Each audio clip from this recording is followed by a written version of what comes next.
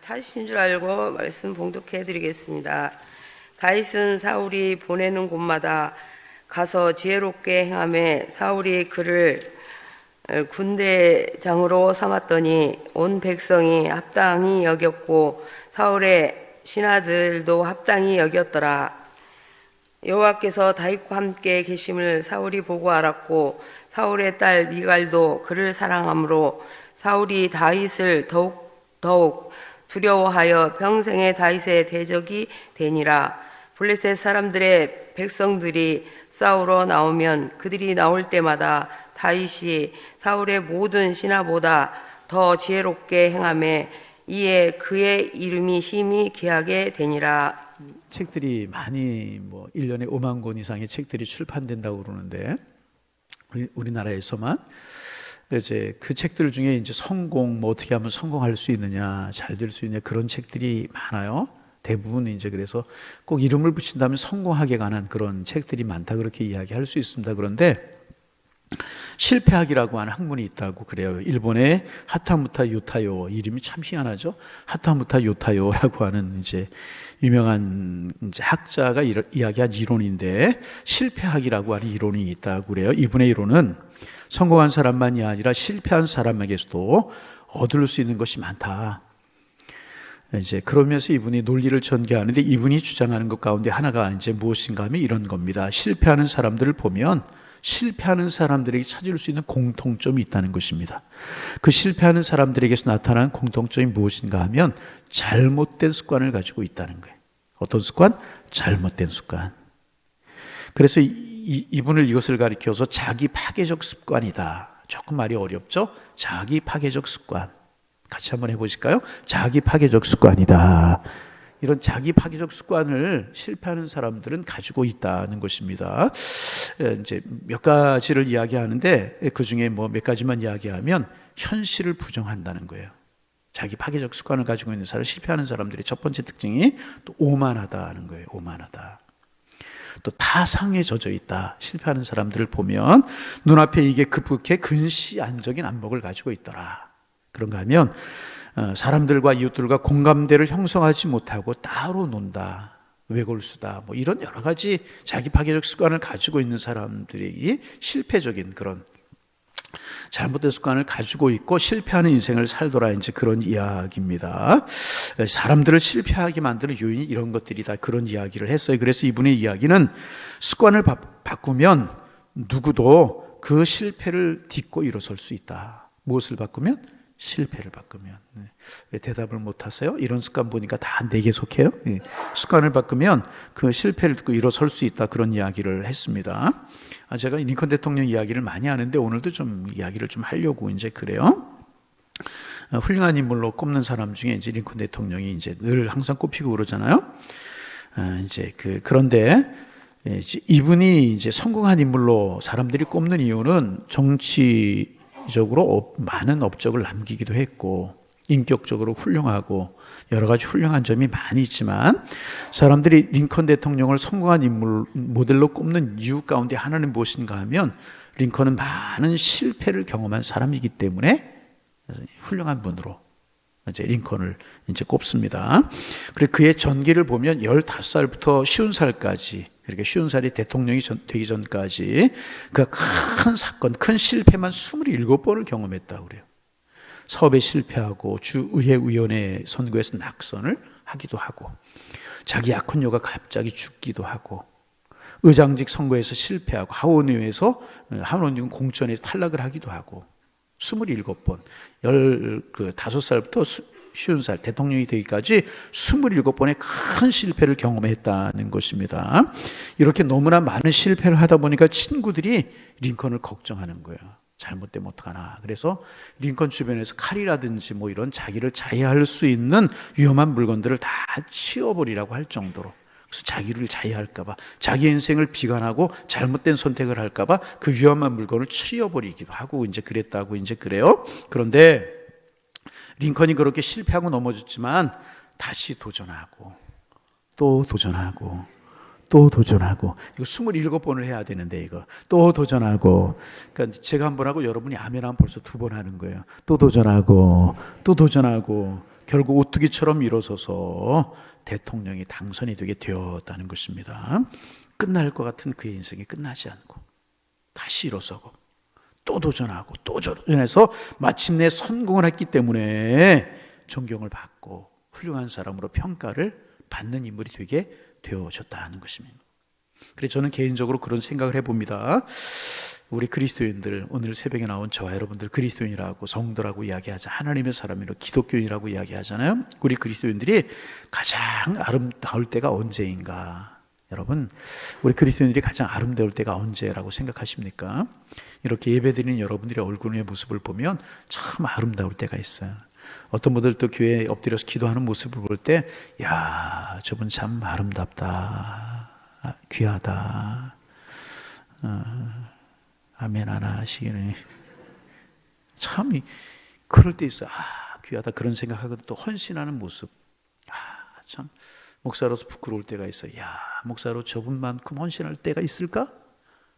참 그런 교인들을 보면서 아름답게 느껴질 때가 있고, 그래야 봉사하고 헌신할 때 다 아름답습니다. 여러분, 아름다운 예배자의 모습 가질 수 있기를 바랍니다.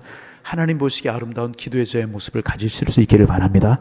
여러분의 봉사와 여러분의 헌신과 여러분의 섬김이 정말 하나님이 기억하시는 아름다운 모습이 되기를 소망합니다. 이게 다 아름다운 모습입니다. 그러나 기독교인의 가장 아름다운 모습, 크리스찬의 가장 아름다운 모습이 어디에 있을까? 바로 이건 것 같아요.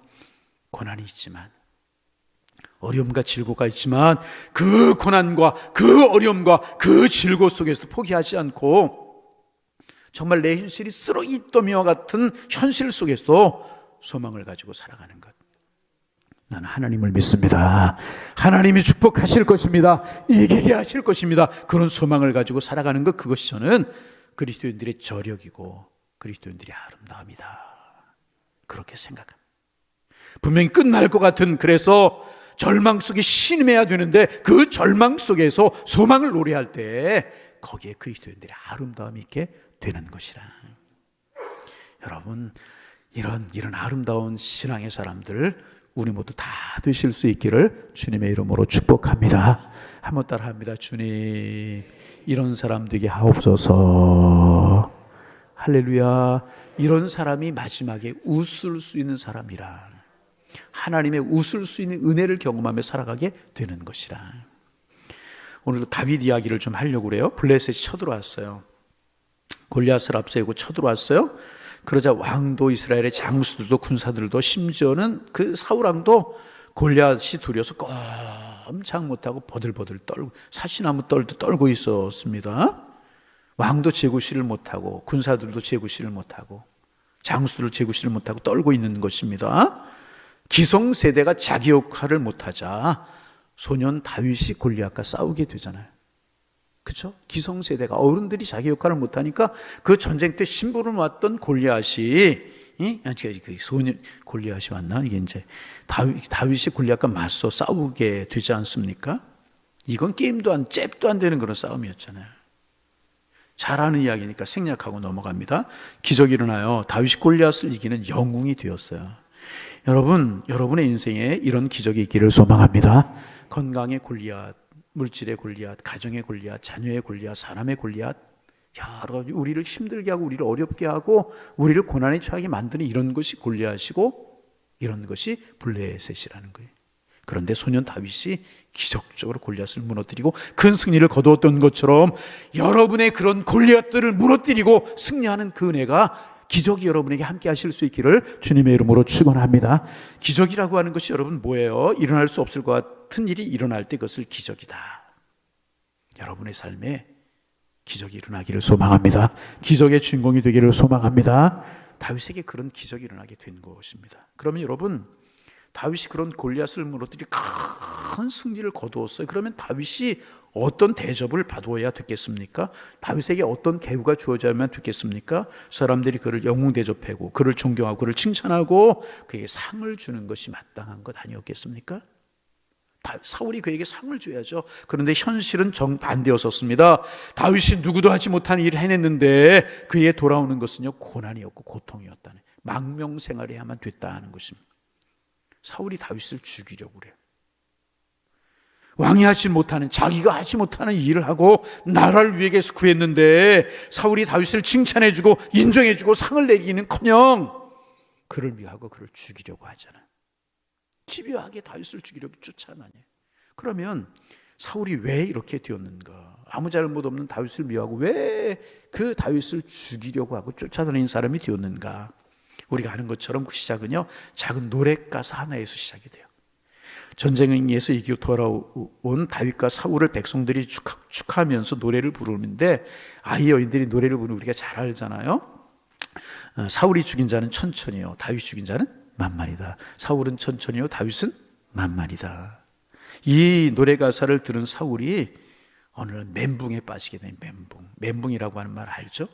멘붕에 빠지게 되는, 자기는 그래도 왕인데 다윗은 어린 소년인데 자기는 천천히고 다윗은 만만히. 이건 누가 더 위대하다? 다윗이 위대하다, 그런 이야기입니다. 자기는 그래도 한 나라의 왕이고 저 어린 소년인데 자기는 천천히고 다윗은 왕입니다, 더 위대하다, 그런 이야기입니다. 그런데 여러분, 이 천천히고 만만이라고 하는 이 말은요, 그 천천히고 만만이라고 하는 말의 숫자의 의미가 없는 것입니다. 이것은 뭐냐 하면 사울도 위대하고 다윗도 위대하다, 그런 노래를 부른 것입니다. 모두가 위대하고 능력 있다는 것을 나타내는 말입니다. 셀 수 없는 숫자를 말하는 것입니다. 그만큼 위대하고 그만큼 훌륭하다, 천천히나 만만이라 비슷한 이야기라는 거예요. 사울도 위대하고 다윗도 위대하다, 그런 의미로 노래를 부르는 거예요. 천천만만, 셀 수 없이 많다, 그렇게 위대하다, 그런 의미를 가진 것입니다. 그만큼 위대하다, 그런 뜻입니다. 그런데 사울이 이 노래 가사를 듣고요, 멘붕에 빠져버리고 만 것입니다. 내가 왕인데 저 소년 다윗 저 녀석? 그런 멘붕에 빠지게 되게 된 것입니다. 그러다 다윗의 마음속에 분노가 일기 시작을 하는 거예요. 여러분, 우리의 마음속에 이런 분노가 일어날 때 이거 잘 다스려야 되는 거예요. 이거 잘 다스리지 못하면 이게 습관이 되어버리게 되는 거예요. 이게 습관이 되면 이게 말씀드린 것처럼 나를 파괴하는 파괴적 습관이 되어서 나를 무너뜨리고 나를 힘들게 하고 나의 발뒤꿈치를 붙들고 늘어지게 돼요. 자신이 모든 영광을 가져야 되는데 하찮은 소년이 자기보다 백성들이 더 인기가 좋다는 것에 질투가 일어나고 막 분노가 일어나기 시작을 하는 것입니다. 마음속에 미움이 일어나기 시작하고요, 결국은 다윗을 죽이고 싶은 데까지 가게 되는, 이게 분노가 습관이 되어버리고 파괴적인 습관이 되어버리고 마는 것이라. 그래서 여러분, 죄라고 하는 것은요, 처음부터 큰 것이 아닙니다. 작은 손톱만한 그런 죄가 들어와서 뿌리를 내리면 그 죄가 점점 커지게 돼. 이게 죄가 습관이 됩니다. 여러분, 파괴적인 습관이 되어야 되는 거예요. 여러분이 파괴적인 습관 이기는 여러분 되기를 소망합니다. 사울의 마음속에 일어나기 시작한 작은 시기 하나가 점점 커지더니요, 결국 아무런 잘못 없는 사울을 죽이는 데까지 나아가게 된 것이라. 그러면 왜 사울의 마음이 이렇게 작아지고 왜 사울의 마음이 이렇게 약해지게 되었는가? 작아지고 악해지고 왜 이렇게 되었는가? 사울 왕이잖아요. 모든 것을 가진 절대 군주였잖아요. 일개의 작은 소년 다윗을 시기하게 되었고 왜 미워하게 되었는가? 왜 왕이 넓은 마음, 통 큰 마음을 가지 못하시고 이렇게 되었, 옹졸하고 이런 사람이 되고 말았는가? 여러분, 유심히 볼 게 있어요. 아주 이 사실 유심히 봐야 돼요. 이유가 있습니다. 그의 마음이 그렇게 작아질 수밖에 없는 이유가 있었습니다. 바로 18장 9절 말씀입니다. 좀 띄워주시겠습니까? 18장 9절 같이 읽어봅니다. 그날 후로 사울이 다윗을 주목하였다. 사울이 누구를 주목했다고요? 다윗을 주목했다고. 그날부터 사울의 관심이 누구에게 쏠리기 시작했느냐? 다윗에게 쏠려 있어야 되는 거예요. 사울의 관심이 어디에 있어야 됐어요? 하나님께 있어야 됐었다는 거예요. 하나님께 있어야 되는데 모든 관심이, 모든 중심이 하나님께 있어야 되는데 사람에게 있었다는 것입니다. 여러분, 사울을 왕으로 세우신 분이 누구예요? 사람이 세웠어요? 하나님이 세우셨습니다. 그러면 사울의 주된 관심이 어디에 있어야 됐었습니까? 늘 하나님께 있어야 되는. 하나님이 원하시는 것이 무엇인가? 하나님께 기쁨이 되는 것이 무엇인가? 이럴 때 하나님이 원하시는 것은 무엇인가? 하나님 바라보고 하나님께 주목해야 되는데, 이것이 사울이 해야 되는 일인데, 사울이 지금 하나님을 바라보고 하나님의 뜻이 무엇인지를 묻는 것이 아니라 사람을 바라보고 사람을 주목하기 시작했다는 것입니다. 여러분, 사람은 바라보는 것, 관심 두는 것에 마음이 빼앗기게 되어 있어요. 그렇죠? 그래서 사람을 미워하면 그 미워하는 그 사람에게 내 마음이 빼앗기는 거예요. 바라보는 것에 마음에 빼앗기게 되어 있다는 것입니다. 여러분, 그리고 그 사람이 그렇게 되어버리고 마는 것입니다. 사울이 다윗에게 마음을 빼앗기기 시작하고 다윗에게 집중하고 다윗과 자기를 비교하기 시작을 했다는 것입니다. 그러기 다른 사람과 비교하면 여러분 어떤 일이 벌어지는 줄 아십니까? 모든 것이 자기 중심이 되어버리고 말아요. 이게 참 무서운 것입니다. 그리고 그렇게 되면 누군가가 자기 의견에 반대하거나 자기의 뜻이 다르면 용납하지 못하고 미워하기 시작을 하는, 옹졸한 사람이 되게 되는 것이라. 지금 사울이 그렇게 되어버리고 만 것이라. 그래서 결국 충성스러운 부하 다윗을 죽이려고 하는 거예요. 여러분, 그렇게 충성스럽고 신실한 부하 한 사람을 얻는 게 얼마나 소중합니까? 그래서 여러분 주변에 있는 사람을 소중하게 여기시기를 바랍니다. 결국은 사람이에요. 그 사울이 다윗을 소중하게 여기고 충직하고 성실한 이 다윗을 옆에 두었다면 사울에게 얼마나 복이 되었겠어요. 비교하게 되고 자기중심적이 되다 보니까 미움이 생기고, 그래서 다윗을 죽이려고까지 하잖아요. 여러분 주변에 있는 사람들을 소중하게 여기시기를 바랍니다. 옆 사람 좀 인사할까요? 당신은 소중한 사람이십니다. 집사님은 소중한 분이십니다. 새벽에 나오신 분들이 얼마나 소중한 분. 이렇게 이야기. 당신은 나에게 소중한 분이십니다. 할렐루야. 사람이 참 소중한데 사울이 그렇지 못했다는 것입니다. 여러분, 신앙이 무엇이라고 생각하십니까? 신앙이라고 하는 것은 다른 것이 아니라요, 내 중심, 자기 중심에서 벗어나서요, 하나님 중심이 되는 것이 신앙이라는, 이게 신앙이에요. 다 내 중심이잖아요. 그것에서 벗어나 하나님 중심이 되는 것. 내 중심으로 사는 삶이 아니라 하나님 중심으로 살아가는 삶이 신앙생활이고 믿음생활이라는 것입니다. 그리고 여러분, 이게 하나님 중심으로 살아가는 것이 거룩한 습관이 되어야 된다는 거예요. 그런데 사울은 하나님 중심이 아니라 자기 중심으로 살아가게, 미움이 들고 시기가 들고 그러다 보니까 그게 파괴적인 습관이 되어서 결국 자기를 무너뜨려 버리고 말잖아요. 다윗을 죽이려고 하는데 끝나는 거. 그러니까 나중에 우울증에 시달리고 조울증에 시달리고 막 정신분열적인 그런 현상에 시달리고 그렇지 않습니까? 이렇게 파괴적인 자아가 되어버리고 만다. 여러분, 지금 어떻게 지내십니까? 사울처럼 여러분 중심으로 혹시 살지 아니하십니까? 여러분, 우리의 중심이 하나님 중심이 되기를 소망합니다. 주님, 나의 중심이 하나님이 되게 하옵소서. 하나님 중심이 되게 하여 주옵소서.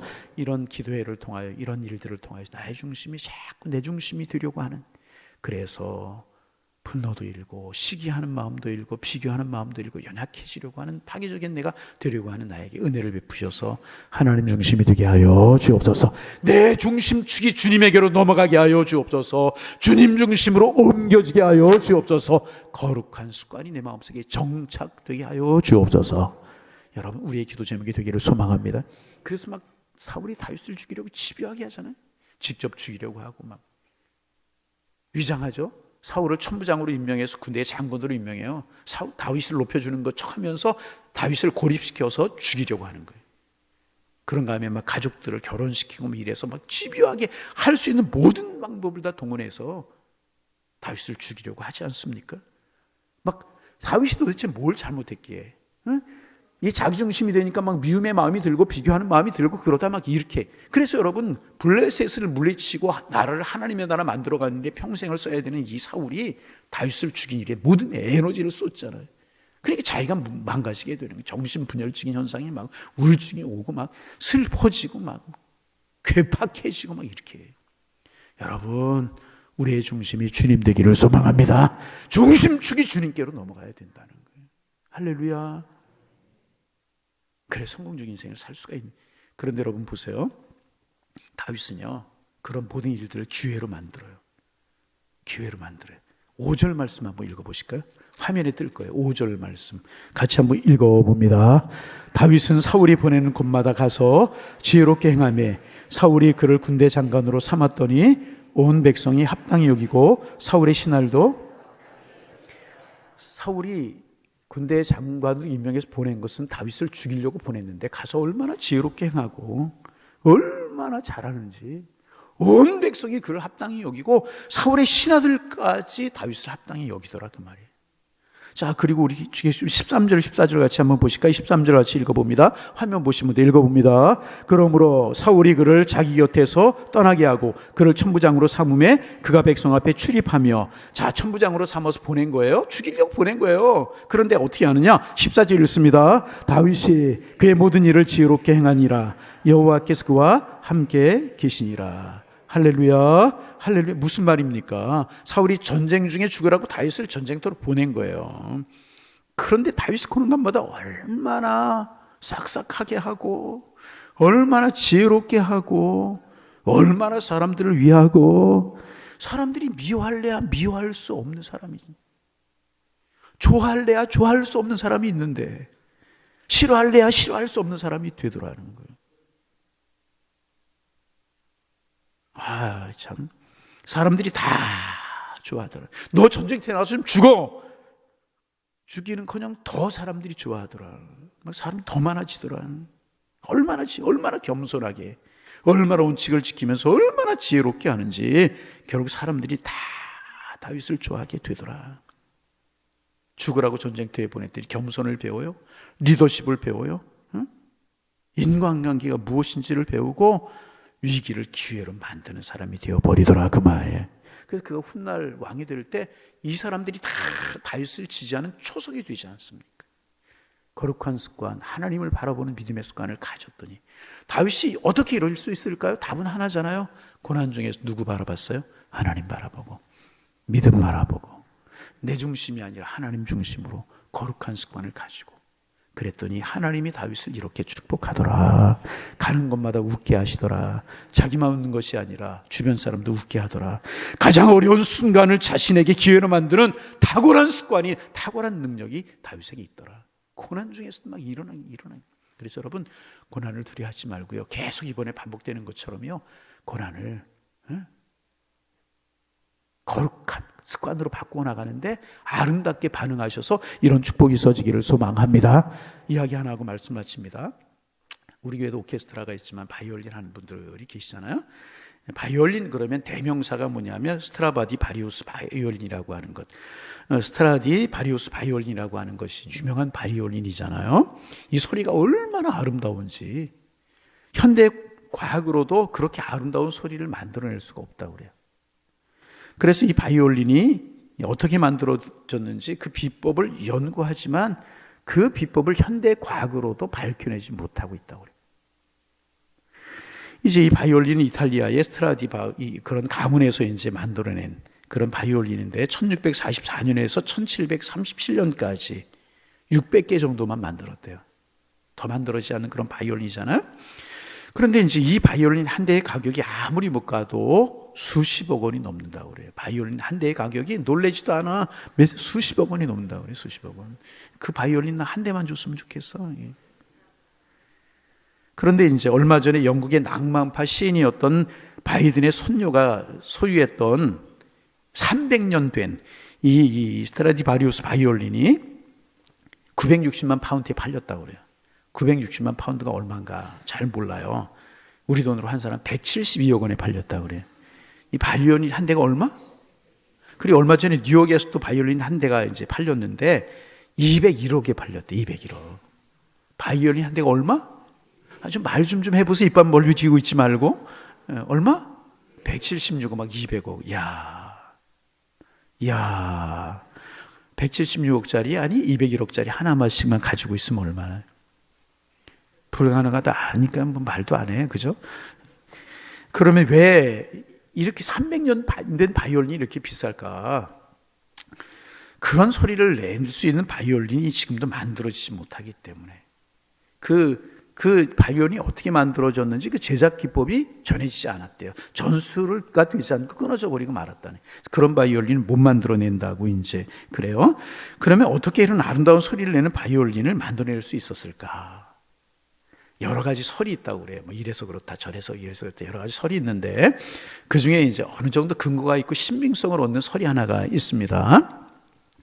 이제 이 바이올린을 만드는 나무에 재질이 나무에 그 비결이 있다라고 하는 설입니다. 이 바이올린에 쓰인 나무는 1645년, 1715년 사이에 이탈리아에서 이제 다른 그런 나무인데, 그런 나무가 쓰여졌는데, 이때 이탈리아에 역사적으로 어떤 일이 있었냐 하면 아주 극심한 한파가 몰아쳤다는 거예요. 뭐가요? 한파가 뭔 줄 아세요? 너무너무나 더운 거예요, 이게. 그렇습니까? 새벽 시간이라 그런가 보다. 너무너무나 추운 한파가 몰아닥치게 된 것입니다. 그래서 무서운 추위가 막 수십 년 동안 계속이 되는데 나무들이 막 그 무서운 한파를 이기지 못하고 얼어 죽고 막 그래, 나무들이. 그런데 그 한파 속에서도 살아남았던 나무들이 있었다. 살아남았던. 나무가 추우니까 이 살아남은 나무들이, 왜 열대 지방에서 나무가 그렇게 쉽게 자라지만 큰 나무들이 쫙쭉 쉽게 자라잖아요. 너무나 추우니까 이 나무들이 막 잘 자라지 못하고 더디게 자라요. 더디게. 자라는 속도가 아주 느린 겁니다. 그런데 그렇게 추운 환경에서 더디게 자라다 보니까 나무가 견고해지더라고요. 막 탄력이 있고 견고해지고. 마치 여러분, 우리나라 저기 대관령인가요? 명태를 잡아다가 그냥 눈 추위에서 말리고 또 말리고 만들고 딱딱해, 장작으로 쓰여도 딱딱한 그런 명태가 되듯이 막 그런 추위에서 막 오래되니까 딱딱하고 견고한 그런 나무가 되더라는 것입니다. 근데 그 나무를 가져다가 바이올린의 재질을 삼았을 것이다. 지금은 그런 나무를 구할 수가 없기 때문에 아무리 아름다운 소리를 내는 바이올린을 만들어도 그런 소리를 내는 바이올린을 만들 수가 없더라. 이게 이제 가장 근거 있는 설이라고. 여러 가지 설들이 있지만 이게 가장 근거 있는 설이라고 이제 그래요. 그 아름다운 소리는 결국 어려움을 견뎌낸, 한파를 견뎌낸, 고난을 견뎌낸 나무들을 통해서 아름다운 소리가 만들어지더라, 그런 이야기. 여러분, 저는 사람도 마찬가지라고 생각해요. 사람도 마찬가지.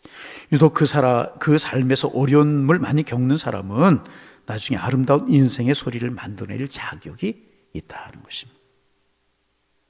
아름다운 소리를 만들어낼 자격이 있다. 다윗이 이렇게 끝없는 고난과 장애를 이겨냈어요. 사울은 파괴적인 습관을 가지고 분노하고 사람을 죽이려고 그러다가 자기가 망가졌지만, 다윗은 그 고난 중에서도, 어려움 중에서도 하나님을 바라보고 하나님을 의지하고 내 중심이 아니라 하나님 중심으로 나아가는 거룩한 습관을 키워나가게 되었다는 것입니다. 결국 이 고난과 장애를 이겨내자 결국 하나님 다윗에게 두 가지 아름다운 축복을 주셨어요. 어떤 축복을 주셨는가? 첫째는 하나님께서 다윗과 함께 하시는 복을 주셨습니다. 우리 여러분, 제가 방송실에 부탁 못한 것 같은데 28절 성경 가지고 계시면 읽어봅니다. 28절, 여호와께서 다윗과 함께 계심을 사울이 보고 알았고 사울의 딸 미갈도 그를 사랑하므로. 여호와께 다윗과 함께 하시는 복이라. 사울이 그것을 보았어요. 여러분, 복 중에 복은요, 하나님이 함께 하시는 복이십니다. 여러분, 이런 거룩한 습관, 하나님을 바라보는 습관 가지셔서 여러분 하나님이 함께 하시는 복을 누리며 살아가실 수 있기를 바랍니다. 그리고 이 사실 여러분 받아들일 수 있어야 돼요. 하나님이 함께 하시는 것이 가장 큰 복이다. 하나님이 함께 하시는 것이 가장 큰 복이다. 그리고 믿음으로 우리가 고난을 이겨낼 때 여러분에게 하나님이 함께 하시고 가정이 함께 하시고 여러분의 삶 속에 함께 하시는 하나님의 은혜를 경험하며 살아가시는 은혜가 넘쳐나기를 주의 이름으로 축원합니다. 복 중에 복은 하나님 나와 함께 하시는, 그것을 사울이 다 알아봤다는 거예요. 아, 다윗에게는 하나님이 함께. 이런 축복 넘쳐나기를 소망합니다. 여러분이 고난 중에 있고 어려움 중에 있을지라도 하나님이 함께 하시면, 많은 사람들에게 하나님이 함께 하심이 보여지면 여러분은 이기게 되는 것이고요, 승리하게 되는 것이고요, 여러분의 인생에 아름다운 소리를 내고요, 여러분은 아름다움에 웃음을 웃으며 살아갈 수 있는 사람이 되게 되는 것이라. 하나님이 함께 하시는 은혜가 넘쳐나기를 주의 이름으로 축원합니다. 두 번째, 고난을 이겨낸 다윗에게 하나님께서 그 이름을 심히 귀하게 하셨어요. 다시 말하면 다윗의 이름을 높여주시고 명성을 높여주셨다는 거예요. 30절 같이 한번 읽어봅니다. 30절, 블레셋 사람들의 방백이 싸우러 나오면 그들이 나올 때마다 다윗이 사울의 모든 신하보다 더 지혜롭게 행하며 이에 그의 이름이 심히 귀하게, 그의 이름이 심히 귀해져, 명성이다, 그의 이름이 심히 귀해졌다는 거예요. 하나님 앞에 하나님이 함께 하시는 복을 누렸고 사람들에게 그의 이름이 존귀해지는 복을 얻었잖아요. 하나님 앞에 귀하고 사람 앞에 귀하고 하나님이 다윗을 이렇게 높여주시고 이런 복을 주셨다는 것입니다. 여러분, 사울은 사람 중심으로 살았어요. 파괴적인 습관을 가졌어요. 다윗은 하나님 중심으로 거룩한 습관을 가졌어요. 하나님 바라보고 노력하고 거룩한 습관이 되었습니다. 그러자 하나님께 다윗을 책임져 주셨다는 것입니다. 여러분, 우리 이런 인생 되기를 소망합니다. 결과를 하나님이 책임지시는 인생, 결과를 하나님이 책임지시는 인생, 하나님이 존귀하게 하시고 함께 하시고 사람들에게 귀하게 되는 이런 축복, 여러분 하나님의 사랑을 우리 욕심내야 되지 않겠어요? 하나님 인정하시고 사랑하시고. 그래서 오늘 이 찬송으로 우리 기도의 문을 열겠습니다. 주만 바라볼지라.